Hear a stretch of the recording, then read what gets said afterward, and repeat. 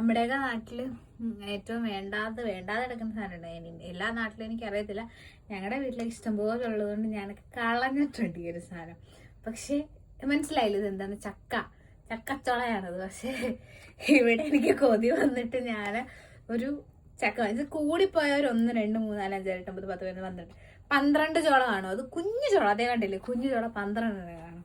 ഇതിന്റെ വില നിങ്ങൾക്ക് അറിയാവോ? നാട്ടില് 300 രൂപയ്ക്കാണ് ഞാൻ ഈ സാധനം ഇവിടെ വാങ്ങി. ഇവിടുത്തെ 10-12 കറംസ് അങ്ങാണ്ട്. അത്രയ്ക്കും കൊതി വന്നിട്ട് വാങ്ങിച്ചതാണ്.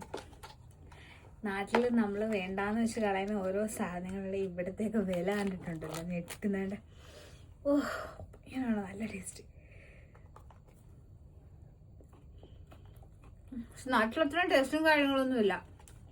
പക്ഷെ ഞാൻ ആലോചിച്ചത് എന്തോരം ചക്ക ഞങ്ങളുടെ വീട്ടിലൊക്കെ വേസ്റ്റ് ആക്കി കളയാറുണ്ട്. ഗോൾഡൻ പെറുക്കി കൊടുക്കാറുണ്ട്. എനിക്ക് തിന്ന് മടുത്തിട്ട് ഗോൾഡൻ പെറുക്കി കൊടുക്കാറുണ്ട്.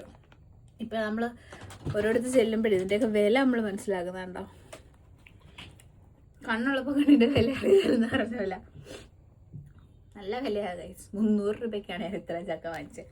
അതിന് ഒരു തുള്ളി പോലും കളയാൻ എന്തെങ്കിലും കഴിക്കും. ചക്കക്ക് 1 കിലോ ചക്ക എത്ര? അതൊന്നും ഞങ്ങളുടെ വീട്ടിൽ ഞങ്ങൾക്ക് ചക്ക വാങ്ങിക്കേണ്ട ആവശ്യം വന്നിട്ടില്ല. കാശ് കൊടുത്ത് വാങ്ങിക്കേണ്ടവരുണ്ടല്ലോ, എല്ലാരും വീട്ടിൽ പ്ലാവുണ്ടോ എനിക്കറിയത്തില്ല.